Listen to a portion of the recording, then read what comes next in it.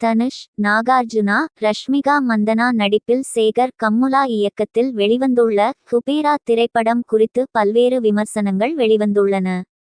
அவற்றின் சாரம் இங்கே கொடுக்கப்பட்டுள்ளது. கதைக்களம்: இந்திய பெருங்கடலில் உள்ள எண்ணெய் வளத்தைச் சுரண்ட ஒரு தனியார் நிறுவன முதலாளி அரசியல்வாதிகளுக்கு கோடிக்கணக்கில் லஞ்சம் கொடுக்கிறார். இதில் தன்னை அறியாமலேயே தனுஷ் சிக்கிக்கொள்கிறார். நேர்மையான சிபிஐ அதிகாரி நாகார்ஜுனா தான் செய்யாத குற்றத்திற்காக சிறையில் இருக்கிறார். அரசியல் செல்வாக்குள்ள தொழிலதிபர் ஜிம் சர்ப் நாகார்ஜுனாவை விடுவித்து தனது கருப்பு பணத்தை வெள்ளையாக மாற்றும்படி கேட்கிறார். நாகார்ஜுனா தனுஷ் உட்பட 4 பிச்சைக்காரர்களை பினாமிகளாக பயன்படுத்தி அவர்கள் பெயரில் வெளிநாட்டு வங்கிக் கணக்குகளை தொடங்கி கருப்பு பணத்தை மாற்றுகிறார்.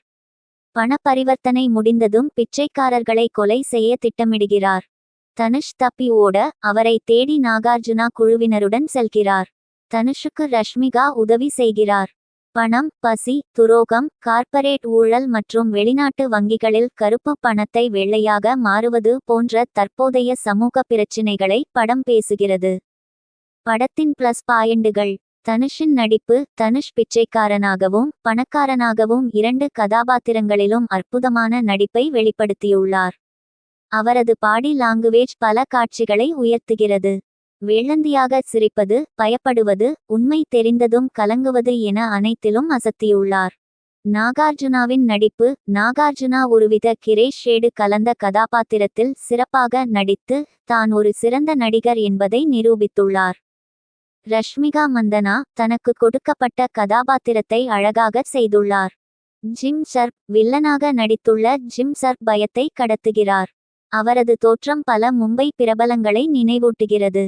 சேகர் கம்முலாவின் இயக்கம்: கதைக்களம்: இயக்குனர் சேகர் கம்முலா எடுத்திருக்கும் கதைக்களம் வலுவானது.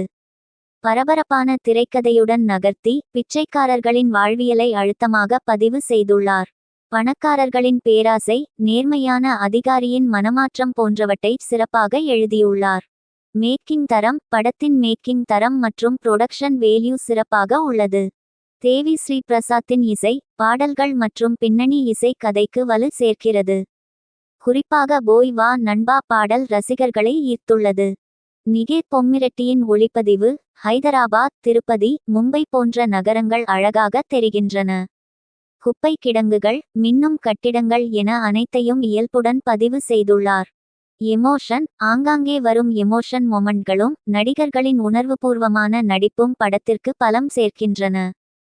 படத்தின் மைனஸ் பாயிண்டுகள்: படத்தின் நீளம்: படம் 3 மணி நேரத்திற்கும் மேலாக இருப்பது ஒரு பெரிய குறையாக கூறப்படுகிறது. குறிப்பாக 2ஆம் பாதி நீண்டு கொண்டே செல்கிறது. இது ரசிகர்களுக்கு சோர்வை ஏற்படுத்துகிறது. லாஜிக் மீறல்கள்: சில இடங்களில் லாஜிக் மீறல்கள் காணப்படுகின்றன. 2ஆம் பாதி: முதல் பாதி சிறப்பாக இருந்தாலும் 2ஆம் பாதி சற்றே வேகம் குறைந்து தனுஷ் ஓட நாகார்ஜுனா துரத்த என்ற ஒரே வட்டத்திற்குள் சுழல்வது போல் தெரிகிறது. கிளைமாக்ஸ் சண்டை காட்சியில் வேகம் குறைகிறது. கதாபாத்திர வடிவமைப்பு: சில விமர்சனங்களின்படி எந்த கதாபாத்திரமும் ஒழுங்காக வடிவமைக்கப்படவில்லை. குறிப்பாக நாகார்ஜுனாவின் கதாபாத்திரம் நல்லதா கெட்டதா என்ற தெளிவு இல்லை. தமிழாக்கம்: தமிழாக்கத்தில் வசனங்கள் சில இடங்களில் செயற்கையாக இருப்பது இது ஒரு தமிழ் படம் இல்லை என்ற உணர்வை ஏற்படுத்துகிறது. மொத்தத்தில் குபேரா திரைப்படம் தனுஷ், நாகார்ஜுனா ஆகியோரின் சிறப்பான நடிப்பு, வலுவான கதைக்களம், நல்ல மேக்கிங் தரம் போன்றவற்றால் கவனிக்கப்படுகிறது. ஆனால் படத்தின் நீளம் மற்றும் 2ஆம் பாதியில் ஏற்படும் தொய்வு ஆகியவை சில எதிர்மறை விமர்சனங்களுக்கு காரணமாக அமைந்துள்ளன. இருப்பினும் பரபரப்பு மற்றும் எமோஷன் கலந்த ஒரு வித்தியாசமான திரையனுபவத்தை தந்திருக்கிறது என்ற கருத்தும் நிலவுகிறது. நன்றி. அடுத்த திரைப்படத்தில் சந்திப்போம்.